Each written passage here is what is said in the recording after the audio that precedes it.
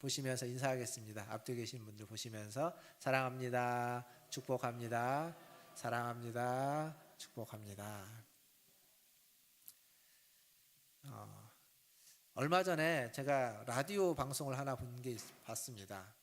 이제 요즘은 라디오가 보이는 라디오라고 해서 유튜브에서 이제 화면도 보이는데 거기에 사회자가 있고요. 게스트가 4명 초대됐는데 4명 다 외국인이었습니다. 터키 분도 있고 이집트 분, 미얀마 분, 중국 분 이렇게 4분이었던 것 같은데, 근데 그 4분 중에 한 분은 우리나라로 귀화를 해서 우리나라 국적을 취득하신 분이 한 분 있습니다. 그런데 아직 귀화를 안 하신 분 중에 한 여자분이 한 분 계셨는데 그분이요 말을 하는데 너무 한국말을 잘하십니다.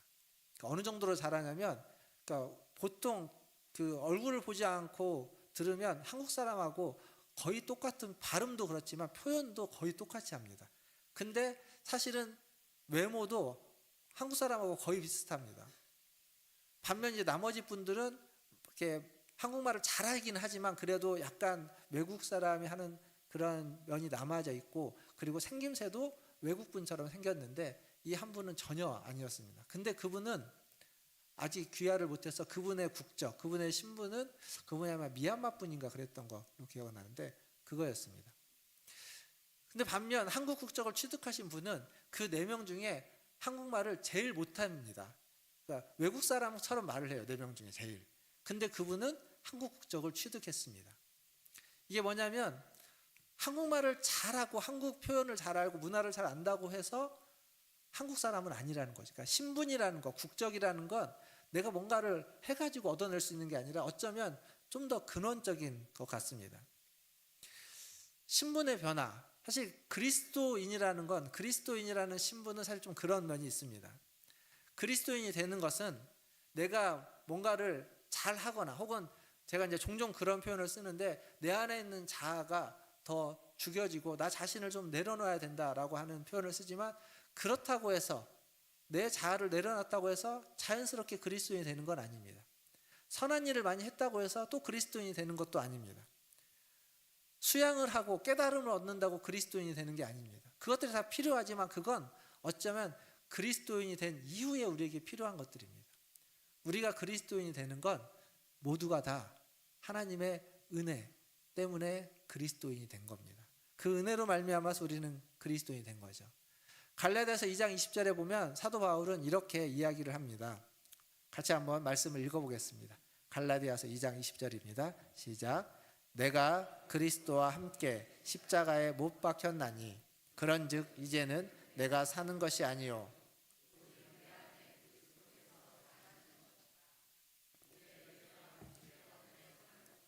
나를 사랑하사 나를 위하여 자기 자신을 버리신 하나님의 아들을 믿는 믿음 안에서 사는 것이라. 여기 갈라디아서 2장 20절에서 나라는 표현이 6번 나옵니다. 한 절에서. 근데 거기에 맨 처음 나오는 내가 그리스도와 함께 십자가에 못 박혔다라고 하는 이 나는 그리스도와 함께 십자가에 못 박혀서 죽었다라는 것을 표현하는 겁니다. 그러니까 나는 이미 죽었기에 지금 살고 있는 나는 내가 아니라 그리스도로 말미암아 살아난 새로운 나다라는 얘기를 하고 있습니다. 결국 나는 이미 죽었다는 얘기예요. 지금 내가 죽었고 새로운 신분을 가지고 새롭게 태어났는데 그게 그리스도인이라는 새로운 신분으로 태어났다는 거죠. 여러분, 비행기를 타고 외국에 나가보면, 혹은 외국에서 비행기를 타고 우리나라를 들어오면 이제 출입국 심사를 하지 않습니까? 거기에 가면 크게 2개의 라인으로 구분됩니다. 어떻게 되냐면 하나는 내국인, 하나는 외국인, 그렇게 구분됩니다. 내국인과 외국인이 있는데 내가 외국인일 때는, 내가 외국에 나갈 때는 외국인이니까 외국인 라인에 쓰죠. 거기는 사람이 많고 심사하는데 시간이 좀 걸립니다.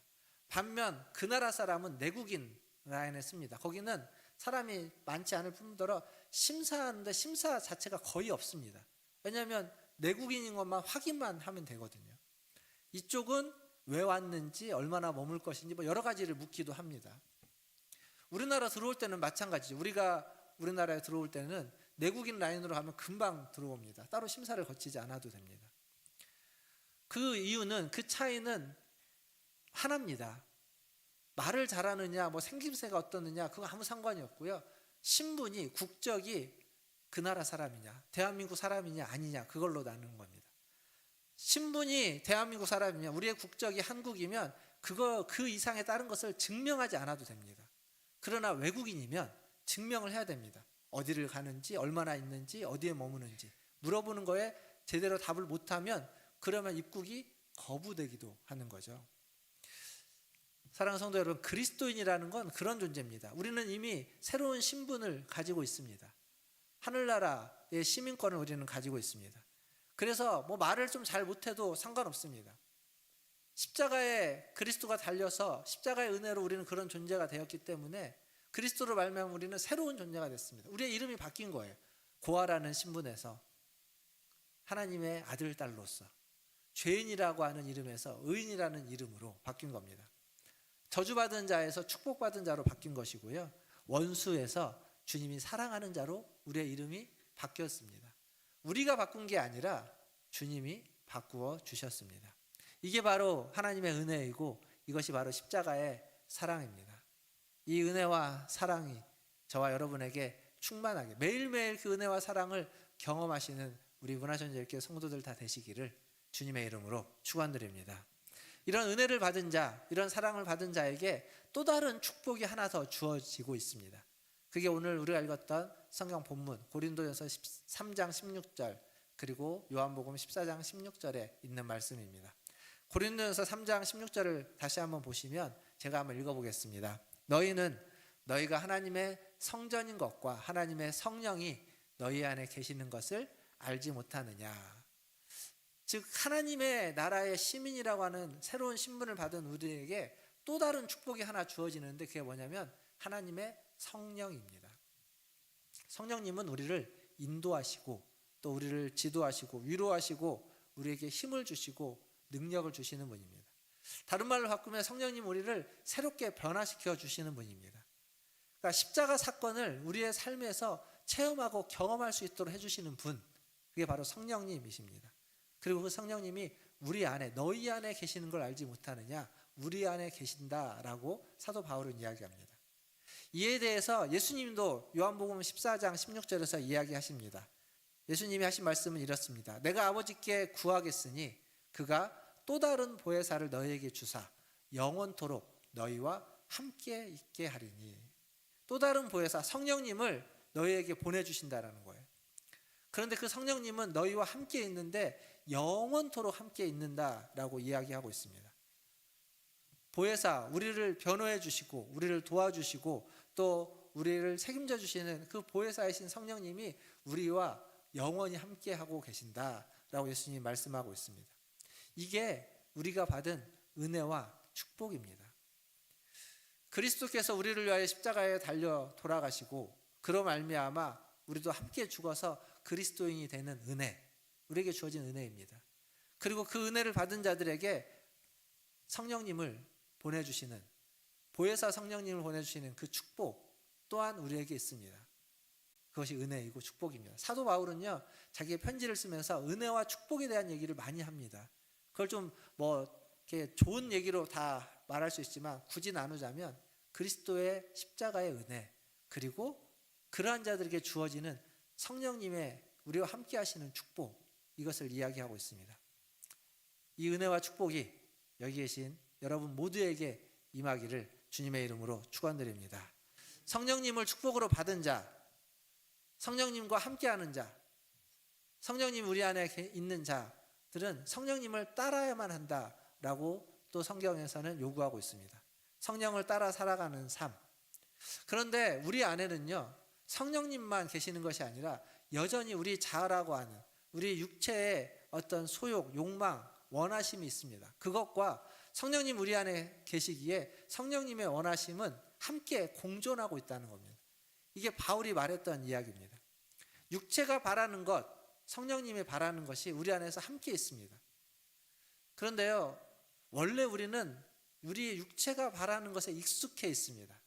그래서 그렇게 살아가는 게 아무런 갈등이 없고 문제가 없습니다. 그런데 성령님이 안에 들어옴으로써, 예수를 믿어서 성령님 우리 안에 들어옴으로써 이 육체의 소욕과 성령의 소욕은, 원함은 서로 상반됩니다. 그 얘기는 뭐냐면 우리 안에서 갈등이 생기는 겁니다. 문제가 생기는 거예요. 이전에는 내가 원하는 대로 살았으면 되는데 성령님 때문에 문제가 생기고 그것들을 넘어서야 되는 거죠. 저희가 지금 정교인 소그룹 성경 공부를 이제 이번 주가 3주 차인데 성경 공부를 시작하기 전에 우리 소그룹 리더로 섬겨주시는 분들과 함께 교육하는 시간을 가졌습니다. 그때 이제 교육을 다 못 끝내서 한 번 더 중간에 교육을 하는 일정을 잡았는데요. 그때 교육했던 내용을 보면 여러분들에게 지금 나눠드렸던 이 교재 내용을 안에 있는 내용을 좀 간략하게 이제 훑어봤습니다. 근데 사실은 교재의 내용보다 더 중요한 게 있습니다. 그날도 이야기했고 또 지난주에도 말씀드렸지만 그건 뭐냐면 리더들이 가지고 있는 자신만의 스타일을 버리는 겁니다. 그러니까 리더라는 건 일반적으로 뭐 하는 사람이냐면 리드하는 사람입니다. 어떤 모임에서 그 공동체에 이야기를 주도하기도 하고 그러다 보니까 말을 많이 하기도 하고 또 영향력을 끼쳐야 되니까 사람들을 이끌고 가는 주도하는 사람이 리더입니다. 그런데 지금 저희가 하고 있는 소그룹 그리고 그때 리더들에게 강조했던 것들은 우리의 리더의 역할은 사람들에게 말을 많이 해서 사람들의 말을 주도해가고 이끌어가는 리더가 아니라 사람들의 말을 들어주는 리더가 되라고 부탁을 했습니다. 그러니까 일반적인 리더하고는 좀 다른 역할입니다. 사람들이 무슨 얘기를 하는지 귀담아 잘 듣고 다른 말 하고 경청해 주라는 거죠. 그러면 리더는 뭘 해야 되느냐? 경청하기 위해서 사람들이 이야기를 잘 할 수 있도록 좋은 질문을 던져주는 역할. 그러니까 자기 얘기를 많이 하는 사람이 아니라 사람들의 얘기를 들어주고자 좋은 질문을 던져주고 그리고 그들이 하는 얘기를 아주 진심으로 경청해주는 역할. 그게 제가 리더분들에게 요구했던 이야기입니다. 그것을 위해서 이 교재는 좋은 질문을 던지기 위한 보조교재, 보조다라고 말씀을 드렸습니다. 그러니까 이거에 얽매일 필요가 없다고 말씀드렸죠. 이렇게 강조를 했는데 어떻게 지난 2주간 리더분들이 그렇게 잘 여러분의 이야기를 들어주시던가요? 아니면 말씀을 더 많이 하시던가요? 그러니까 원래 리더들마다 자기의 스타일이 있습니다. 원래부터 잘 들어주는 분은 자연스럽게 그렇게 했을 것이고 원래부터 좀 이야기를 주도해가고 이끌어가는 분은 그렇게 이끌어가고 주도했을 겁니다. 무슨 얘기냐면 지금 이 소그룹을 위해서 어떤 분들은 자기의 스타일대로 해도 되는 분이 있지만 어떤 분들은 자기의 스타일을 잠깐 내려놔야만 하는 분도 계시다는 겁니다. 사실 성령을 따른다는 건 그런 겁니다. 성령의 인도하심을 받는다는 건 성령의 인도하심을 따라가는 게 자기의 원래 스타일과 원래 삶의 어떤 가치에 맞으면 그렇게 해도 됩니다. 그래도 성령님을 잘 따라갈 수 있습니다. 그러나 그렇지 않고 내 스타일을 내려놔야만 하는 경우도 있는 겁니다. 그리고 우리는 모두 다 사실은 그런 경향이 있습니다. 왜냐하면 우리 안에는 육체의 소욕이라고 하는 욕심이라고 하는 육체의 원함이 있기 때문에 그걸 내려놓지 않고는 성령님을 온전히 따라갈 수 없습니다. 그러니까 성령을 따라간다는 건 내 스타일을 내려놓고 내 스타일을 바꾸는 겁니다. 내 스타일을 버리고 성령님이 원하시는 스타일로 따라가는 것, 그게 바로 성령님의 원하시는 성령님을 따라가는 삶이 되는 겁니다. 그렇게 따라갈 때 결국 뭐가 일어나냐면 성령의 열매가 맺어지게 되는 것이죠. 우리가 알고 있는 9가지 성령의 열매, 사랑, 희락, 화평, 오래 참음과 자비, 양성과 충성, 온유, 절제, 이 9가지의 열매는요 우리의 스타일을 내려놓고 성령의 인도하심을 따라서 갈 때, 그럴 때에 맺어지는 열매들입니다. 사실 신앙생활의 기간은요 그렇게 중요하지 않습니다. 절대적이지 않습니다. 왜냐하면 오랫동안 신앙생활을 했는데도 불구하고 성령님을 따라가지 않고 그냥 내 스타일대로 내 안에 있는 어떤 육체의 소욕대로 신앙생활을 해 나갔다면 그 육체의 모습이 나도 모르는 사이에 계속 자꾸 튀어나오는 겁니다. 그렇게 오랫동안 신앙생활을 했다면 성령의 열매를 맺기가 어려웠을 겁니다. 반면 성령의 인도하심을 따라가는 신앙생활을 한 지는 오래되지 않았지만 성령을 따라가는 신앙생활을 해 나갔다면 그 과정 속에서 내 안에 있는 육체의 원함과 성령의 원함이 다르기에 계속 갈등하고 부딪히는 이 과정들을 겪어가면서 성령의 이끌림을 받기 위해 애썼다면, 그렇다면 그 사람은 시간과 상관없이, 신앙생활의 기간과 상관없이 더 많은 변화와 열매를 맺었을 겁니다. 근데 이게 신앙생활을 해나가면서요, 신앙생활을 처음 할 때 가장 많이 경험하는 일입니다.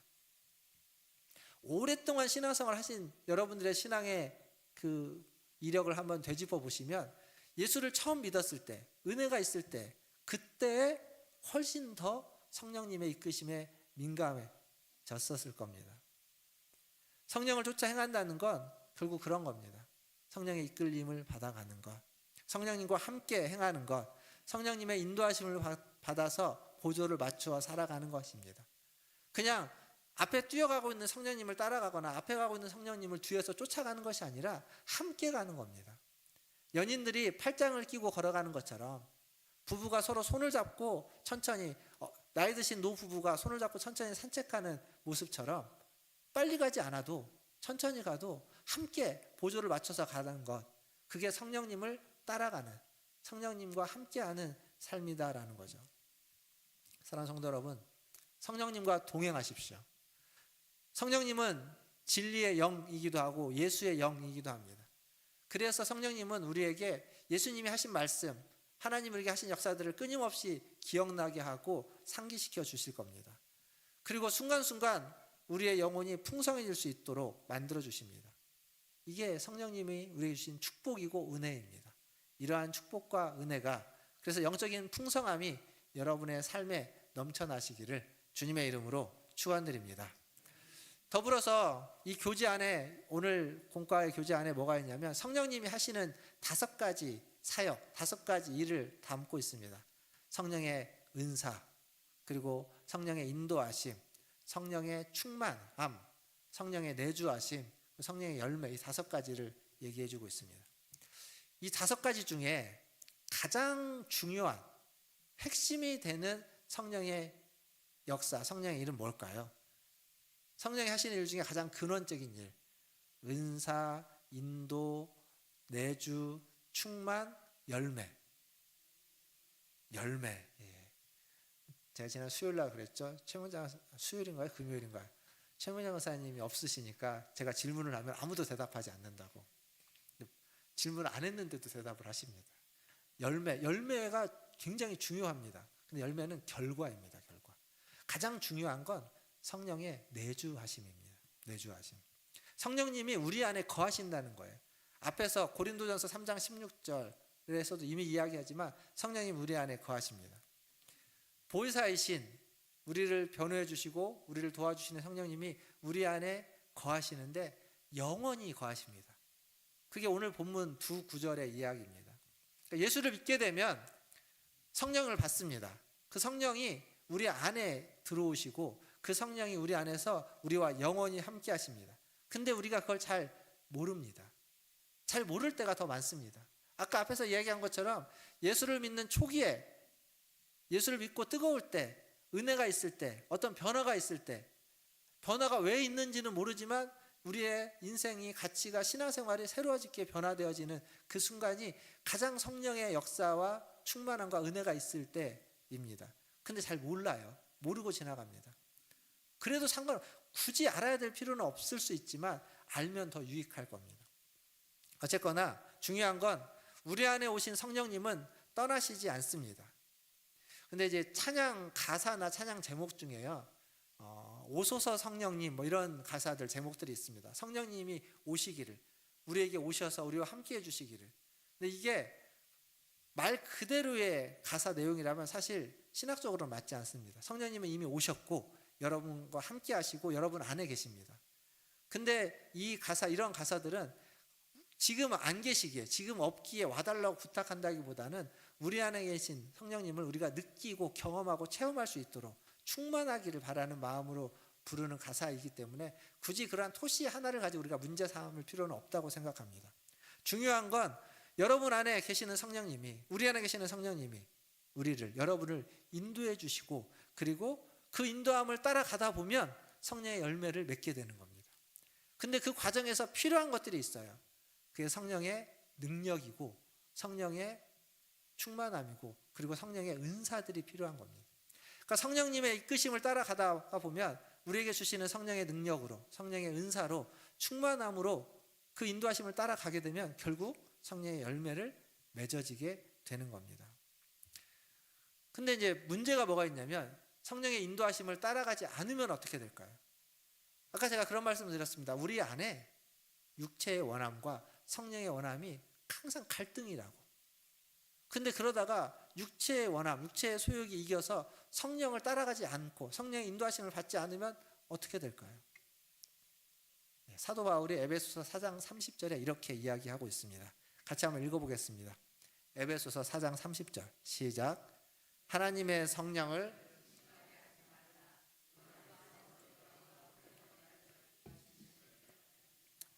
하나님의 성령을 근심하게 하지 말라. 근심하게 하지 말라. 세번역 성경에는 이 똑같은 구절을 이렇게 적어놨습니다. 하나님의 성령을 슬프게 하지 마십시오. 슬프게 하지 말라. 즉 우리 안에 성령님의 원하심과 우리 육체의 원함이 있는데 우리 육체의 원함이 이겨가지고 하나님의 인도하심을, 성령님의 인도하심을 받지 않습니다. 그리고 자꾸 반대로 가게 되면 성령님이 근심하신다는 겁니다. 슬퍼하신다라고 지금 이야기하고 있습니다. 왜냐하면 성령님은 그냥 어떤 힘이 아니기 때문에 그렇습니다.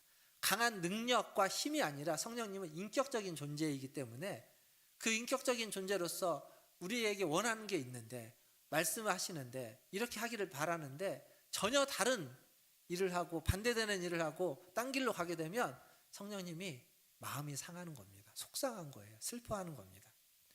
여러분도 그렇지 않습니까? 친구 사이에, 친한 친구 사이에 그 친구가 내 말을 안 듣습니다. 내 말을 무시합니다. 그러면 마음이 상하잖아요. 속상하잖아요. 슬프지 않습니까? 근심될 일이 있을 겁니다. 똑같은 겁니다. 성령님도 그렇다는 거예요.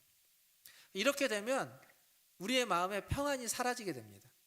성령님을 슬퍼하시면 우리의 마음에 평안이 사라지고 그 성령님의 슬픔이 우리에게 영향을 끼쳐서 우리도, 우리 안에도 기쁨이 사라져가고 평안이 사라져가고 슬퍼지게 되는 겁니다. 여러분, 찬양할 때 찬양을 하다가 그 찬양 속에서 기쁨이 생겨나는 이유는, 그 찬양에 기쁨이 되는 이유는 그 일이 성령님이 원하시는 일과 맞기 때문에 그렇습니다. 성령님이 그걸 원하시기 때문에 우리가 그 원하심을 따라서 우리도 찬양을 하기 때문에 성령님이 기뻐하고 그 기쁨이 우리에게 오고 그 은혜가 우리에게 충만해지고 기쁨과 평안이 가득 차게 되는 거죠. 반대로 누군가를 미워하고 분노하고 있다면 성령님이 그렇게 하라고 하실까요? 그러지 않기를 원하겠죠. 그렇게 하지 말라고 말씀하실 겁니다. 하나님이 원하시는 건 하나님을 사랑하는 것이고 그리고 이웃을 사랑하는 것인데, 이웃을 미워하고 분노하고 있다면 그건 하나님의 원하심, 성령님의 원하심과 반대되는 겁니다. 근데 그러지 말라고 하는데 그 말을 안 듣고 계속 그렇게 된다면, 그러면 성령님이 우리 안에서 근심하고 슬퍼하신다라는 겁니다. 당연히 성령님이 우리에게 주시는 기쁨도 평안도 미움과 분노 때문에 사라져 버릴 겁니다. 이게 좀 더 심해질 수 있겠죠. 성령님을 근심케 하는 일, 성령님을 슬프게 하는 일이 모든 순간 그리고 오랫동안 지속되면 어떻게 될까요? 그게 아까 이쪽에서 어떤 분이 이야기했던 성령을 소멸케 하는 일입니다. 데살로니가전서 5장 16절에 19절에 가보면 성령을 소멸하지 말라라고 되어져 있습니다. 성령이 소멸된다라는 말은 성령의 불이 꺼진다는 얘기입니다. 그러니까 성령님이 슬퍼하시다가, 성령님이 근심하시고 슬퍼하시다가 점점 냉담해지시고 이제 더 이상 말씀하지 않는, 침묵하게 되는, 불이 꺼져버리는 데까지 이를 수 있다는 겁니다. 사랑하는 성도 여러분, 성령님은 우리를 떠나지 않습니다. 여러분 안에 계십니다. 그러나 여러분이, 우리가 그 성령님을 무시하고 그 성령님이 우리 안에 계시지 않다고 생각하고 마치 성령님이 나에게 없는 것처럼 그렇게 살아가다 보면 성령님이 우리에게 주는 어떤 선함과 가치를 무시해버리고 그것들 따라가지 않고 계속 세상적인 것을 쫓아가다 보면 성령님은 슬퍼하시고 근심하시고 그것이 반복되면 냉랭해지시고 침묵해지시는 겁니다. 침묵하게 되는 겁니다. 그게 성령의 소멸입니다. 그렇다고 너무 걱정하실 필요는 없습니다.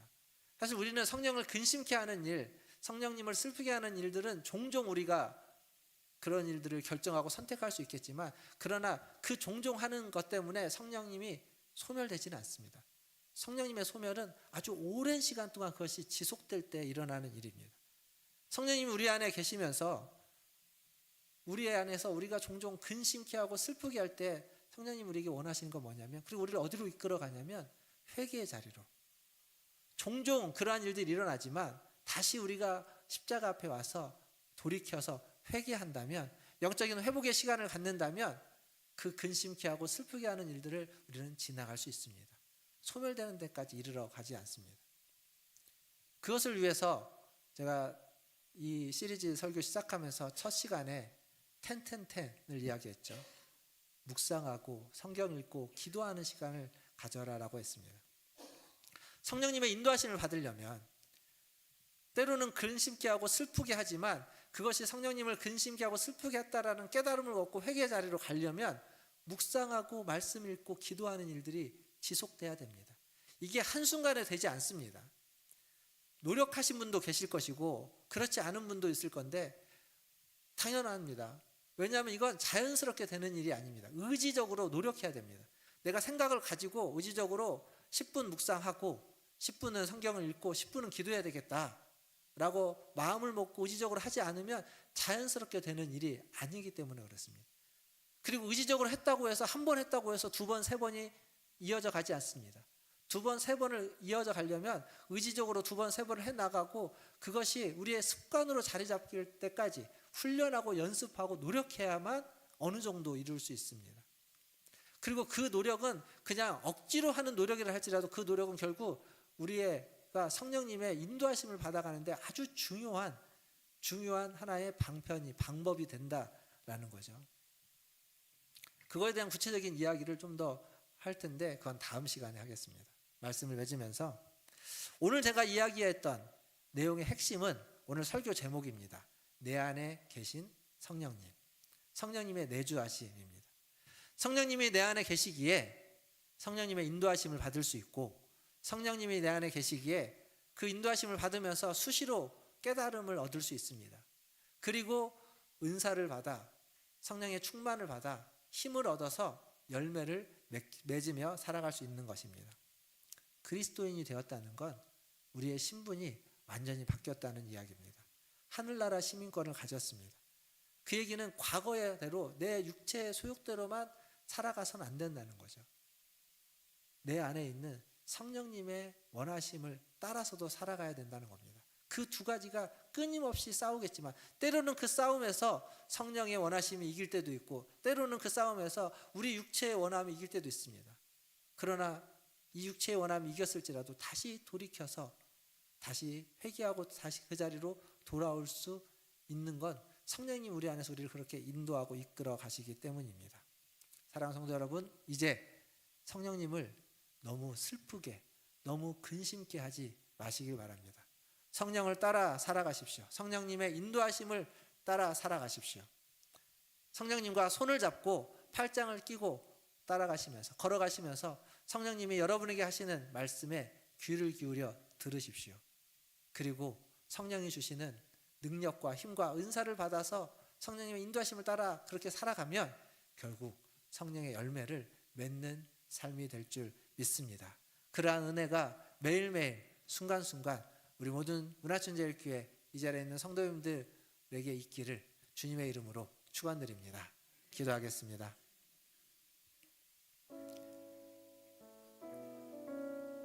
성령님에 대해서 이렇게 많이 이야기하고 많이 생각해 볼 기회가 별로 없습니다. 하지만 성령님은 우리의 신앙생활에 있어서 가장 중요한 삼위 하나님 중에 한 분이십니다. 여러분 안에 그 성령님이 내주에 계십니다. 안에 계십니다. 느끼었었던 분도 있고 그런 느낌을 전혀 갖지 못한 분도 계시겠지만 분명한 건 성령님 여러분 안에서 여러분을 인도하시고 여러분을 이끄시기를 원합니다. 그 성령님을 근심케 하지 마십시오. 슬프게 하지 마십시오. 성령님이 말씀하실 때 그 말씀에 귀를 기울이고 그 성령님의 인도하심을 따라 가시면 성령님이 여러분에게 힘을 주시고 능력을 주시고 은사를 주셔서 열매를 맺게 해주실 줄 믿습니다. 우리 시간 기도할 때 하나님, 성령님의 인도하심을 받을 수 있도록 내 마음을 엽니다. 성령님의 음성에 귀를 기울이고 그 음성에 순종하기를 원합니다. 그러기 위해서 힘을 주시옵소서, 은사를 주시옵소서, 충만케 하여 주시옵소서. 그래서 육체의 소욕을 넘어서서 성령의 원하심을 따라 살아갈 수 있는 내가 되게 하여 주시옵소서. 우리 같이 한 목소리로 기도하며 나가겠습니다. 기도하겠습니다. 하나님 아버지, 이 시간